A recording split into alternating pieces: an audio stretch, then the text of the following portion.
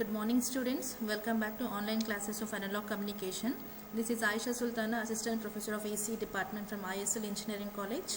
So again we are coming with a new topic of your analog communication today. I hope you remember all the previous topics what we have discussing.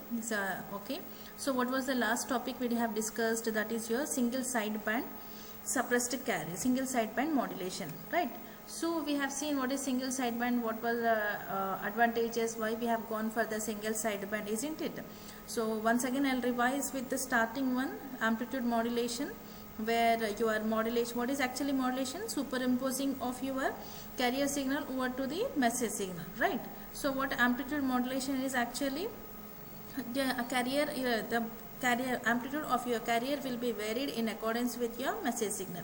So where we had a drawback that the power, whatever the power we require for transmitting a signal or message signal, that is completely taken out by your carrier signal, right? So as to that reduce that drawback, we have gone for the DSPSC, that is double sideband suppressed carrier. You have suppressed a carrier in your DSPSC. Now as we know, both the sidebands are having the identical information.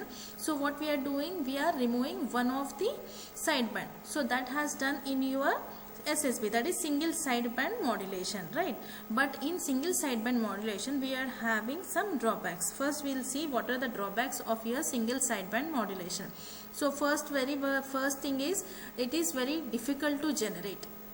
Okay, how? Because we have to suppress one sideband completely. How? The filtering, which type of filter we have to choose, how we have to reduce one sideband, that is a bit difficult in that one.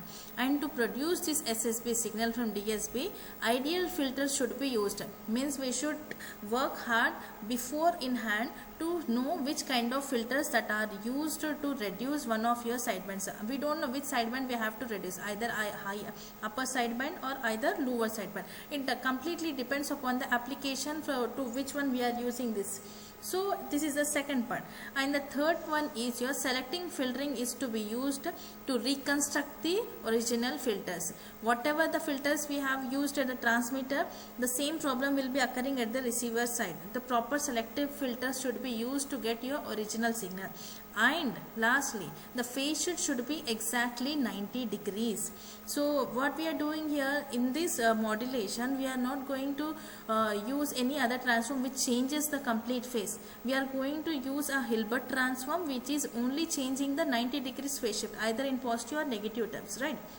So we have to see exactly only 90 degrees of phase shift is to be done, but neither that they should be converting into time domain to frequency domain. So that is the important drawbacks that we will be facing in your SSB. We will be not having exactly 90 degrees of phase shift. So as to overcome all these drawbacks, we are going for the vestigial sideband modulation or VSB modulation. This is VSB modulation is used. It is, in other words, in simple words, if we say, it is just a compromise between your SSB and DSB, single sideband and double sideband suppressed carrier modulation. So it is, so what actually the definition means, what actually this VSB or vestigial sideband does, one sideband is almost, it is passing one sideband. What we are doing, will filtering out one sideband, but a small part of your another sideband is also transmitted along with your full sideband. Suppose I'll give an example. Suppose we are considering USBs. Means upper sideband we have transmitter, means we have to completely in the SSB, means we have filtered out LSB. In case if you lost some of the important information which was there in your LSB, that complete information will be lost if some information is left over there. So what VSB does, it completely takes one sideband, means your upper sideband is completely taken, plus a small portion, that small portion is called as your vestige or small portion. So that small portion of your unwanted signal is also considered with your USB or the wanted signal, and that is transmitted, and that kind of your modulation is called as your vestigial sideband. I hope you are clear. I'll repeat it once again. The definition, I'll read it out for you. The modulation process in which one sideband is almost passed. Okay, one sideband is almost apart and other bands apart. a part or vestige or small portion of your unwanted sideband of other sideband is also transmitted along with it, then it is called as your vestigial sideband. I'll show you the spectrum. You'll get to know how what actually you are doing. I hope you people are clear. I'll repeat it once again. One sideband is almost passed, and other sidebands, a small portion of other sideband is also combined with it and transmitted. Then that kind of modulation is called as your vestigial sideband. It mostly reduces the drawbacks which we are facing in your single sideband. In case two sidebands are there, if you are losing one sideband completely, but in that sideband if you had some information, so your information will be lost. So as to overcome that one, we are using vestigial sideband. Vestige means a small portion. Okay, clear? So next we will see how we have to produce actually this vestigial sideband. Okay, to produce this SSB signal from DSB signal, ideal filters are used, isn't it? So as to get this SSB signal single sideband, we are using some ideal filters. We are reducing one sideband completely and getting another sideband. So in this VSG system also, one sideband and a vestige of another sideband are transmitted together. As we have said already, what we have to do, first we have to produce a DSB-AC signal, then use a filter, then get a SSB signal. Then you have to use such a filter that it should get a sideband completely, and a part of your another sideband should also be transmitted along with that one. So this is how your vestigial sideband modulation is done, and the resulting bandwidth you have to keep in consideration, right? So resulting bandwidth will be greater than the bandwidth of your message signal or the baseband signal, but it will be less than your DSB signal bandwidth. Means DSB signal bandwidth is 2 omega or 2 FM, but it will be somewhat greater than of your message signal, but it will not be greater than that of your DSB signal. Clear? So what actually in SSB we have seen that bandwidth will be is equals to FM or omega, right? But here bandwidth of your DSB signal is equals to 2 omega or 2 FM. But in VSB what happens? It will be not greater than your DSB signal, not less than your message signal. So it will be your bandwidth will be bandwidth omega or FM plus V. V is nothing but vestigial sideband frequency or vestigial frequency band. Vestigial means a small portion of your another sideband. Complete one sideband's frequency band will be given ma, plus a small portion vestigial sideband is there, no, that band's frequency band will be added. So these frequency will not be greater than your DSB, okay? So it will be not 2 omega, or it will be not just omega, it will be of omega plus the V or FM plus V, or you can also give it as B plus V. I hope you people are clear. In case if you are having any doubts regarding this bandwidth, you can text me. Okay. Next, see this spectrum very carefully. You will get to know what actually we are doing. Right. So this is your message spectrum. Correct, original message signal. So in DSBSC what we are doing, we are suppressed your carrier, and you got two sidebands, upper, this is upper sideband, this is lower sidebands of two sidebands.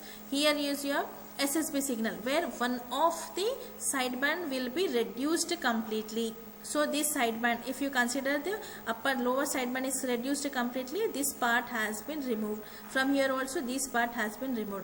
But we in VSBSC, if in case in this frequency portion we had some of the information, but due to this SSBSC, this whole sideband is compressed. So as to overcome that difficulty or drawback, we are going for vestigial sideband, where your whole one sideband is transmitted along with a part or a vestigial of another sideband. So this is called as your vestigial sideband, and the frequency and the bandwidth will be bandwidth of this total, right? This is omega plus V. This is the vestigial sideband frequency. I hope you are clear. This one, what I am saying about this.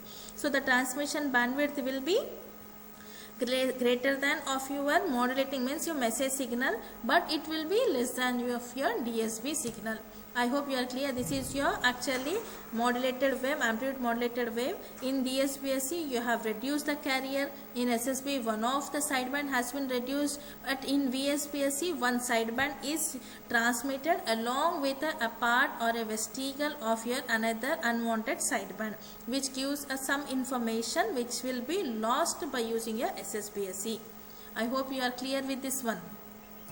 Okay, now we'll see the generation of your VSBSC. What actually we have to see in generation? There should be a DSBSC signal, and that has to be given to a sideband filtering, where it has to filter out the one of the sideband, and it also should keep a vestige of your another sideband. So as to get that one, what we are doing, we are getting a message signal as the first one. Okay, then we are multiplying that with a carrier signal. Here modulation is done, product modulator, then you will be getting a double sideband suppressed carrier signal. In this sideband shaping filtering, we are also adding a H of F. This H of F, why we are using? Because it will be give a frequency response of your vestigial sideband also. So adding here, what happens? Suppose I'll give an example, like DSB signal had a bandwidth of 4 hertz. Okay, now what we are doing in single sideband, we got 2 hertz. Okay, one sideband is completely eliminated, so I got only 2 hertz. But in VSBSC I'll get 3 hertz. I want 3 hertz because in 3 hertz only my complete information or my complete modulating signal will be available. So what I'll do, I'll give a frequency response over here itself. In this one, I need a filter or a shape of my response of my signal should be of 3 hertz. So what it will do, it takes the complete 2 hertz of one sideband, plus it also include 1 hertz of vestige sideband, and then it will filter out the other sideband. So I hope you are clear. So how we are generating that one? Generate a DSBSC amplitude modulated wave, and then pass that particular modulated wave through a band pass filter with the frequency response of H of F. Okay, the exact design of this filter depends completely on your desired spectrum of VSBSC modulated wave. As I have given the example of your 4 hertz or 3 hertz, it completely depends upon your desired spectrum. I had the spectrum of 3 hertz, right? So whatever the spectrum and the applicationer needs, he'll keep that spectrum and he'll filter out the remaining sidebands. The VSBSC filter required to have vestigial summary should be around your FC, means it should be around your carrier frequency. So we have to check whether which kind of filtering that will be used and what will be the desired spectrum for your VSB modulated wave. So this is the generation. How we are generating? You are producing your message signal and the carrier signal. You are generating a DSBSC signal, and that is passed to a band pass filter. It completely depends upon the spectrum what we are using, means the applicationer is using. Lastly, the resultant output will be your vestigial sideband. Now see how we actually, what are the steps I'll show you. The modulating signal are M of T, that is your message signal, and the carrier signal cos 2 pi FCT, AC cos 2 pi FCT are applied to the product modulator, and you will get an output of DSBSC. And this product modulator produces an output which is the product of these two inputs. Therefore, the product output will be P of T. This product output will be coming here at this part. Okay. So what is the product output? You will be getting AC cos 2 pi FCT into M of T. This you already know. That is carrier signal into your message signal. You have to apply the Fourier transform here on both sides. Okay, by applying the Fourier transform, what actually here happens, time domain to frequency domain is changing, right?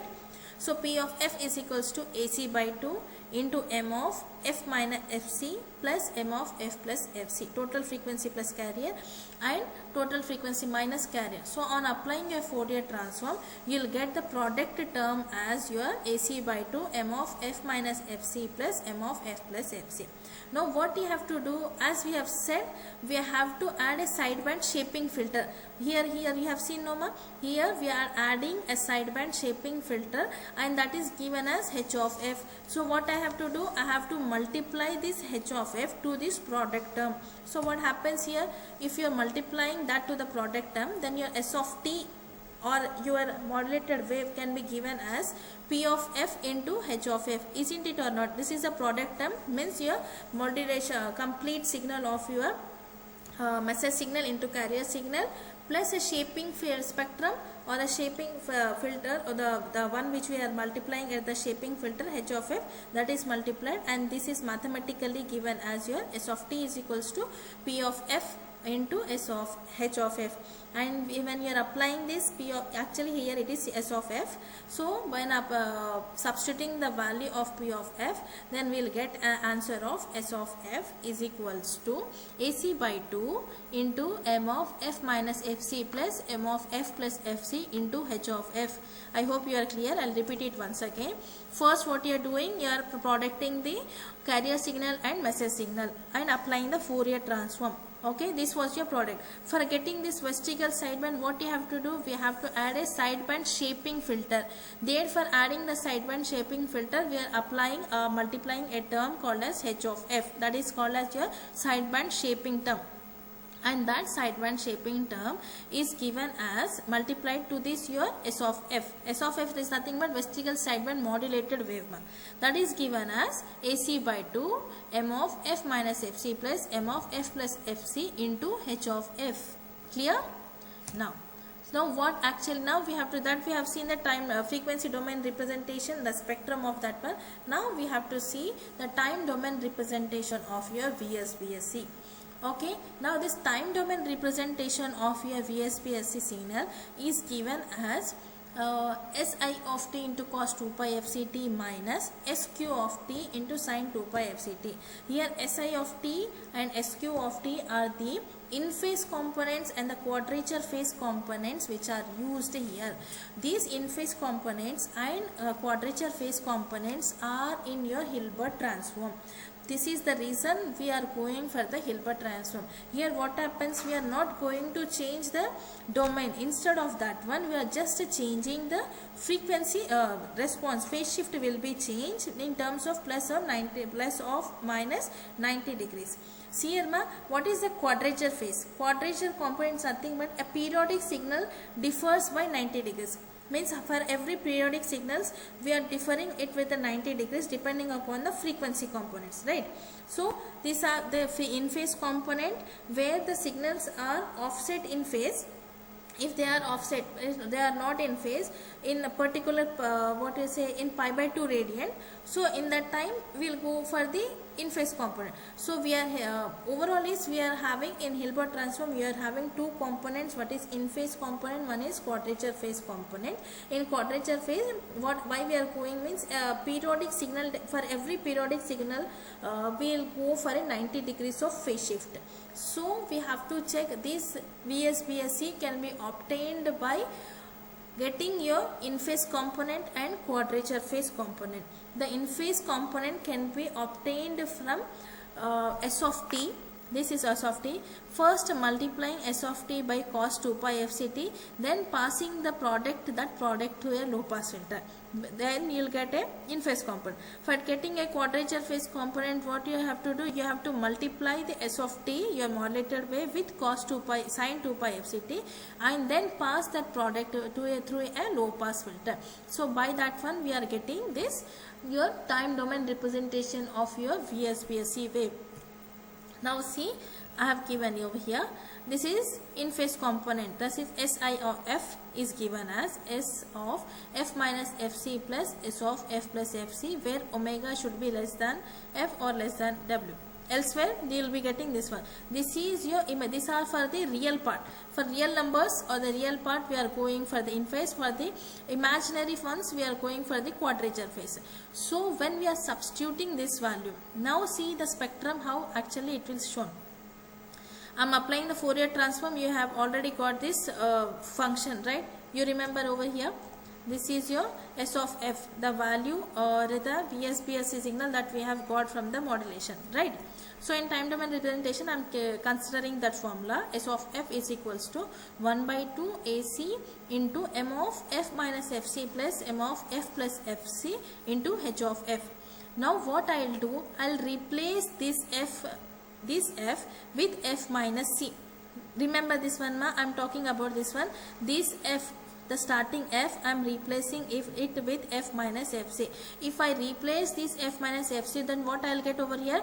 F minus FC minus FC. So minus FC minus FC, minus into minus, it splits. So I'll get as F minus 2FC plus, I'll replace it with the F minus FC. What I'll get? Minus FC and plus FC will be cancelled. Then I'll get it as Fm of F only. Then afterwards, then H of F. Again, I am replacing it with F minus FC. Then H of F minus FC. That I'll get. Plus again, I'll take a term plus 1 plus AC of M of F plus M of F plus 2FC plus H of F FC. I am replacing it with two terms. Here I am replacing F with F minus FC, here F with F plus FC, and adding both the terms. So overall lost, what I'll get? 1 by 2 AC of M of F. If I take the common, then I'll get it as F minus FC plus H of F plus FC. Please do this mathematically in your books, then you'll get the answer. Okay, then again I'll cancel these both terms, H of F minus FC and H of F plus FC. I'll cancel these four terms and I'll get the answer of in phase component of your signal will be 1 by 2 AC of M of T. I'll represent in the time domain. Okay, then next, same thing if you do in terms of your imaginary part. What I am going to do here, half of AC of substitute the value of here first with F minus FC. Again you substitute the value of F of F plus FC, then you will get this part, and lastly you will get this as in quadrature component 1 by 2 AC of M dash of T. I am substituting this value of 1 by 2 AC of M dash of T. So overall what I will get the answer of your time domain representation of your VSB signal is equals to 1 by 2 AC M of 2 into cos 2 pi FCT minus 1 by 2 AC M dash here M dash of T into sin 2 pi FCT. I hope you people are not clear. I know that. We'll go here. What we have said, the time domain representation of your VSB signal is given as in phase component into cos 2 pi FCT minus quadrature phase component of sin 2 pi FCT. This SI of T we have found, that is as AC by 2 into 1 by 2 AC into M of T. Then again we have a AC by 2 M dash of T. Then we are multiplying this term, substituting this term and getting the answer. So what is your VSBSC modulated wave? 1 by 2 AC M of T into cos 2 pi FCT. This is SI of T.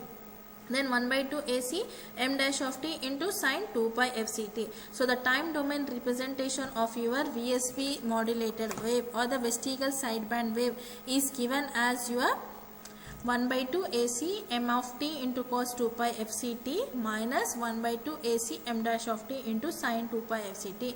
This is the time domain representation of your VSB signal. I hope you are clear. You have to do the product of your message signal and the carrier signal, plus that is given to the filter, and the filter response of the spectrum also has to be multiplied, and that is given as H of F. Now substituting the value of F minus FC, if you take in terms of your Fourier transform, then you will get the quadrature component and the in phase component, and substituting the value of these two components in your time domain representation, you will get the formula for the vestigial sideband in terms of your time domain. I hope you are clear now. Now, what is demodulation process? What actually we are doing in the demodulation process? The same thing, the product modulator. This is S of T, your modulated wave is given to the product modulator. See, we have suppressed the carrier, so we need a carrier at the receiver side also. As to get the carrier at the receiver side, we are using a local oscillator where it produces your carrier signal of same frequency, same phase. Okay, it's a synchronization should be there, same phase and same frequency it produces, and that is multiplied to your modulated wave where you get a V of T. Then again it is passed through a low pass filter where your original message signal will be obtained. So okay, I'll read it out over here. The message signal can be extracted from the DSBSC wave by multiplying it with the carrier which is having the same frequency and the same phase, right, which was same as used in your modulation segments at the transmitter side. This resulting signal is then passed through your low pass filter, and the output of this filter will be your desired message signal. Correct, ma'am? Okay.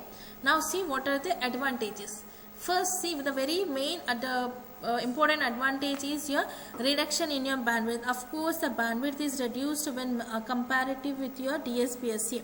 It is almost to your SSB signal only. There we had omega, but a small portion of your another sideband is used, so it is almost equal to your SSB signal only. So there is a reduction in bandwidth. There is no increase in the bandwidth. Okay, so it is almost equal to your SSB signal. Okay, that was your first advantage. So due to this, and very important advantage, you people remember that what we are doing, in case information which was there, small amount of information which is there in unwanted sideband, that can also be taken by using your vestigial sideband. So that is also one advantage, yes or no? So due to this allowance of the transmitting a part of the lower sideband, yes, the constraint of the filtering have been relaxed. So there is no tension, because what we are doing at the filtering side, we are deciding a particular spectrum. This much spectrum should be there. So there is a relaxment at your filter side. Okay, so practically easy to define, and filters can also be used. So it is, what we'll say, overall we can say that it is easy to design, and it possesses good phase characteristics that makes the transmission of low frequency components possible. In case there are low frequency components, say low frequency components that are somewhat difficult to transmit, but because it is having good phase characteristics, it is having good phase, because we are having in phase quadrature also. Due to this one, the low frequency components can also be easily transmitted from the transmitter to the receiver side. So these are the advantages of this one. A bit what we'll say, complexity will be there at the what we'll say preparation of all these things. A small bit complexity of your hardware will be there, but moreover mainly it is used, mostly used modulation technique is your VSP modulation. What are the applications where we practically see all these applications? First one, very importantly, I have said this, we are using in televisions. VSP signal or the vestigial sideband modulation has become a standard for your transmission of your TV signals, means your television signal, where you will be having both audio as well as the video. Because of this video signal, we need a large transmission bandwidth, isn't it or not? For video signal transmission, we of course need a large bandwidth. So we what actually, if transmitted by using your DSP-SC and DSP-FC. What is DSP-FC? Double sideband full carrier, nothing but your conventional amplitude modulation. DSP-S means suppressed carrier. If we use these both kind of modulations for transmitting of your video signals, we need a large bandwidth. If bandwidth is increased, then if we are having attention of your what we'll say noise, adding of distortions will be very high. So that's the reason we are using this VSP modulation for your television signals or for the TV signals. So the standard modulation which is used for your televisions or video signal transmission is your VSP. So most of the applications use VSP modulation, that is vestigial sideband modulation, is been standard for your transmission of your television signals. So the VSP-SC mainly used for TV broadcasting, where your video transmissions are used, and these TV signals, what they consist? They consist two signals. One are the audio signals and one are the video signals. Audio signals are completely transmitted by using your FM, means frequency modulation, right? And video signals are transmitted by using your VSP modulation, that is your vestigial sideband modulation. I hope you are clear with the VSP-SC. See, all the audio signals, all the signals have been transmitted. How we are transmitted? By using electromagnetic waves, right? So these all for this one also we have to do modulation. So all the audio signals which are transmitted, that are done by your frequency modulation, and the video signal which are to be transmitted, that are modulated by technique called as vestigial sideband modulation. I hope you are clear with this. So with this we will end the topic of your VSP-SC, means modulation techniques. What are the modulation techniques? We will revise amplitude modulation or conventional modulation or double sideband full carrier modulation. Then we had, due to all the drawbacks, it is not efficient, bandwidth is less, power is also taken considerably, power is more fully taken by carrier. So to reduce all these drawbacks, we have gone for the double sideband suppressed carrier, where your carrier has been compressed maximum or the fully to a negligible content. We are suppressing our carrier, and all over the power is only used for your sidebands. But what we have said, we are having most identical information in your two of the sideband. So we have removed one sideband completely by using a single sideband modulation. But in single sideband modulation, in case if there is some information which was present in your one of the sidebands and that is also compressed completely, so we lost some information. So what in vestigial sideband, what we have done, we have taken full one sideband completely along with a part of your unwanted sideband. So where you will get all over the information. Power is also efficient, we are getting no noise quality, no noise in that one. Efficiency is also very good. So these are the all advantages in your what we call vestigial sideband. Okay, reduction of your bandwidth is also same, means it is approximately equal to your single sideband only. So the bandwidth will be of your omega plus a small portion, a VO, V will be adding, means small portion of your sideband, unwanted sideband.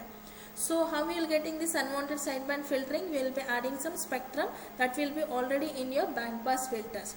So this is how you will be getting the advantages of this one. And we have seen mostly where we will be seeing this application will be in television, where you will be transmitting your audio signals by using frequency modulation, and the video signals will be transmitted by using your vestigial sideband modulation. I hope you are clear with this topic. For today's class, we will end the class up to here. In case of any doubts, please let me know. Thank you.